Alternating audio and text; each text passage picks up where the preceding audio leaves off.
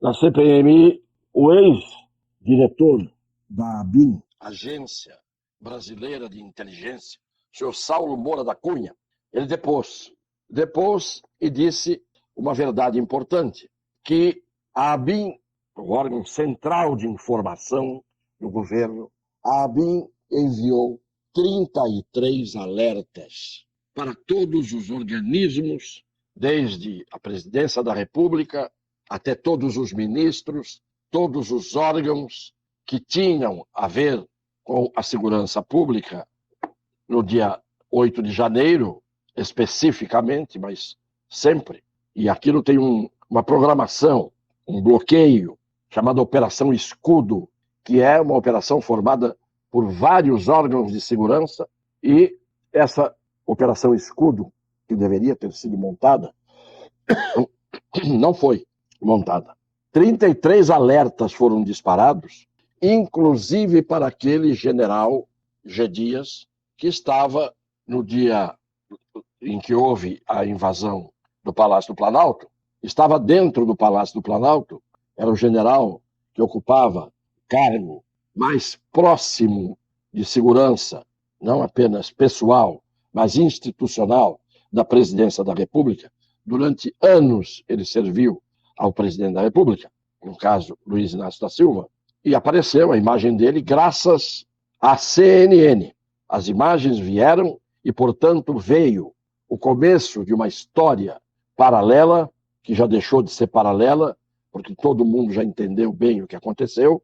Então, este general foi alertado pelo senhor Saulo Moura da Cunha, e o senhor vai ouvir de viva voz ele, Saulo Moura da Cunha, dirigente da ABIN, explicando o que aconteceu em forma de cumprimento do dever dele, da função da ABIN, dos alertas enviados, da reação do general, que foi imediatamente exonerado pelo presidente.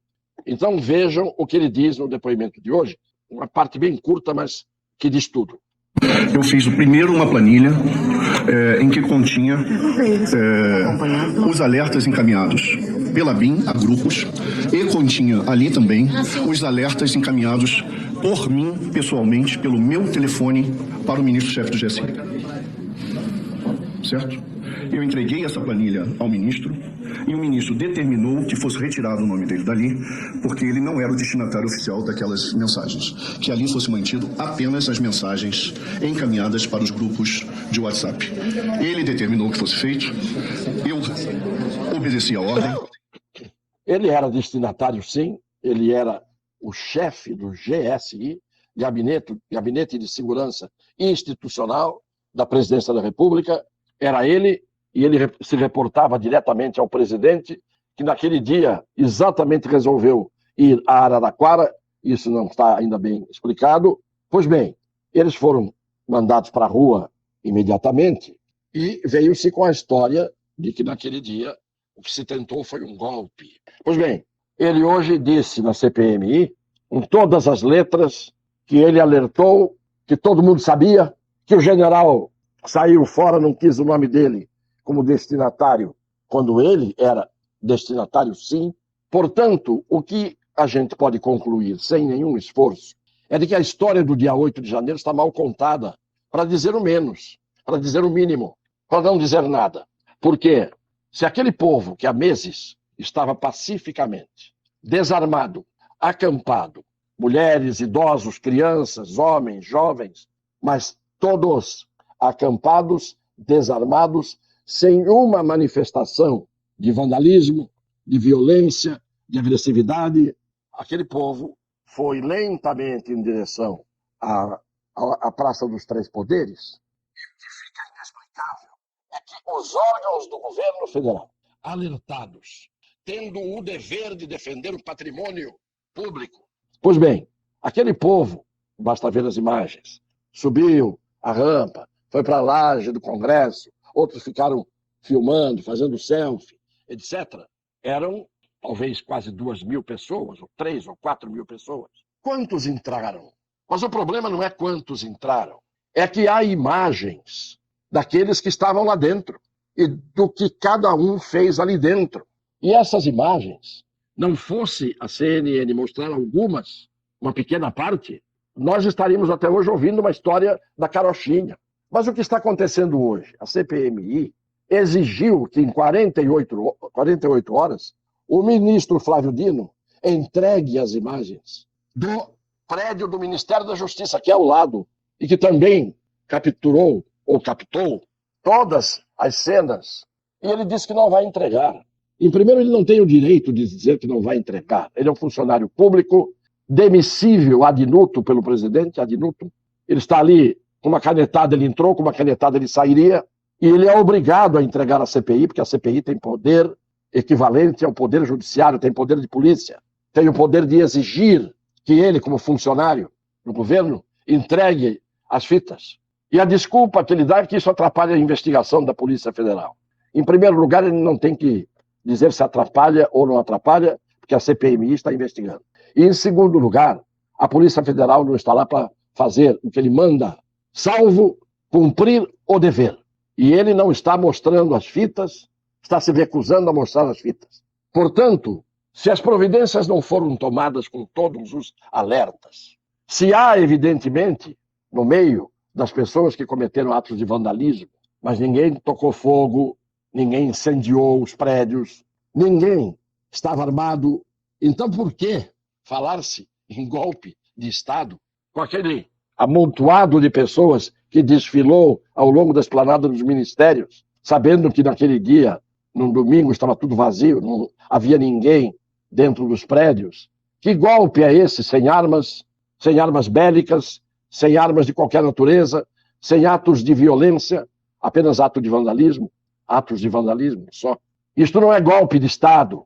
Mas uma coisa que agora todo mundo tem que parar para pensar é se todo mundo estava avisado pela Agência Brasileira de Inteligência, a BIM. Se o general sabia, estava lá dentro. E ficou conversando e passeando dentro do Palácio do Planalto com alguns invasores, amistosamente, até servindo garrafa d'água para um ou dois deles.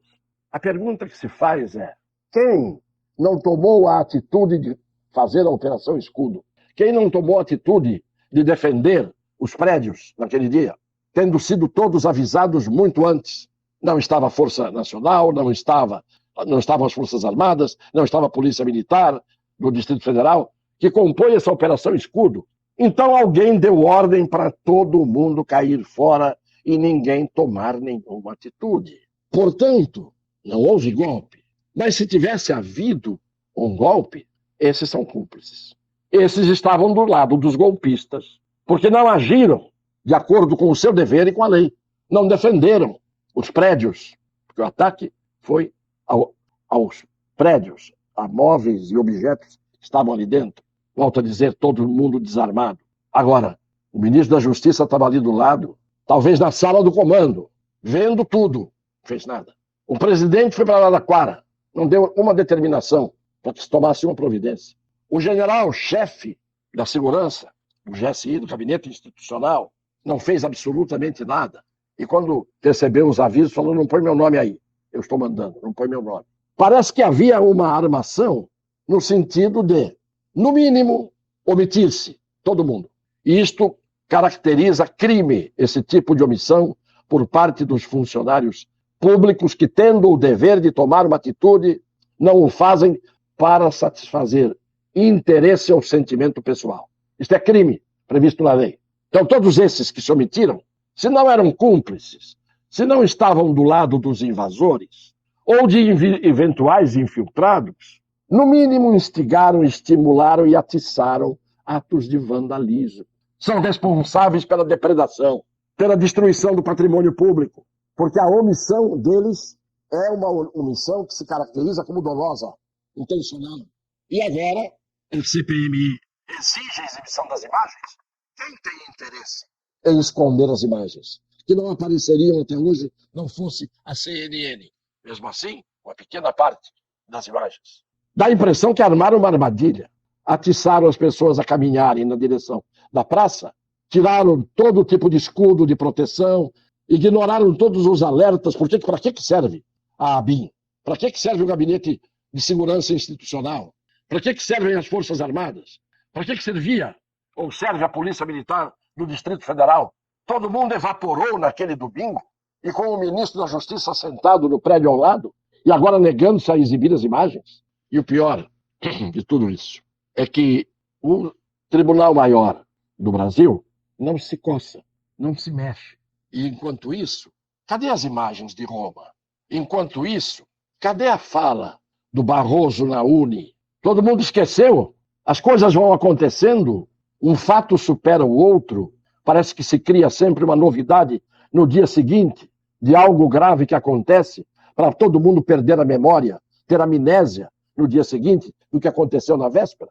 Já não se fala mais em Roma, em aeroporto de Roma, as imagens não vieram, que eram para chegar lá na sexta-feira retrasada. Então, como é que eu posso ficar quieto? E qualquer brasileiro que tenha um mínimo de preocupação com o futuro que está aí, perigoso do seu país, perigoso não só para si, mas para os seus filhos, para as suas famílias, para os seus amigos, para os seus netos, para os seus bisnetos. Todo mundo vai ficar assistindo isso e apenas orando. Orar, temos que orar todos os dias. Isso é muito, muito, muito importante. Mas há também uma forma de agir, de protesto pacífico, de inconformismo manso, de irresignação comportada. Mas é preciso que se escute a voz de um povo que está sendo feito de palhaço com a conivência de uma grande parte de semi-alfabetizados do jornalismo brasileiro, que não tem um pingo de decência, porque fingem que não enxergam o que está acontecendo. E o segundo assunto foi o que aconteceu hoje em Santos. O fato é nacional, o fato não é regional, como eu disse ontem. Aconteceu na quinta-feira no Guarujá, quando mataram o soldado Patrick Reis, soldado da PM, cumprindo o seu dever. O fato é que hoje atiraram pelas costas, covardemente, numa mulher, numa policial militar, cabo PM Najara Fátima Gomes, que a esta altura não se sabe se está viva ou se perdeu a vida, porque os bandidos a atacaram. E aí, eu pergunto, o Ministério Público de São Paulo designou 3 promotores para investigar se houve excessos na atitude da polícia. Por que o Ministério Público não designa promotores para irem lá no local onde o crime organizado e o crime desorganizado agem todos os dias, fazendo pessoas de bem reféns em suas comunidades e em todas as ruas de todas as cidades do Brasil? Por que o ministro da Justiça hoje disse que era preciso investigar para saber se houve excessos nas 14 mortes que aconteceram nos confrontos? E hoje nem confronto foi. No primeiro momento, nós vamos mostrar o vídeo, desceram do carro armados de fuzis os bandidos e atiraram numa viatura e feriram pelas costas a PM e o PM. E aí veio o ministro hoje dando entrevista, precisamos investigar, saber o que houve. Por que ele não vai investigar o que houve na Bahia? O que houve na Bahia ontem? 7 mortos. 7 bandidos mortos no confronto com a polícia, em Camaçari, na Bahia. Por quê? Porque o governador da Bahia é o senhor Jerônimo Rodrigues, que é do PT? Então a polícia lá, no confronto, matou 7 bandidos. O senhor Flávio Dino não abriu a boca. A Polícia Militar de São Paulo, a mais mal remunerada do Brasil, cumprindo o seu dever, mata. Vem o Ministério Público investigar, vem o ministro da Justiça meter-se onde não é chamado. Ele é ministro da Justiça e da Segurança Pública. Qual foi a atitude que ele tomou até hoje em favor de um plano, de um projeto de segurança pública e de combate ao crime organizado que toma conta do Brasil? E ele tem que cumprir o dever dele, que até agora não vem cumprindo, esquivando-se, inclusive, de mostrar provas que o Brasil inteiro quer ver. Porque se as provas são a favor do que ele diz, ele que mostre. E todos nós entenderemos claramente que ele tinha razão. E a imprensa parece que torce pelos direitos humanos dos bandidos. O Tarcísio, o governador, hoje disse: é preciso respeitar a polícia. Os criminosos não respeitam. A imprensa, grande parte dela, não respeita. Vivemos num país que dá nojo enquanto isso continuar assim. É muito aplauso para quem não presta e muito desprezo por quem presta. Isso cansa, já cansou. E do cansaço, a gente vai para algum lugar que eu ainda não sei qual é. Compartilhem, comentem, deem um joinha e vamos esperar que as verdades venham à tona, apesar dos dinossauros que querem impedir que isso aconteça. Um beijo. no coração das pessoas de boa fé.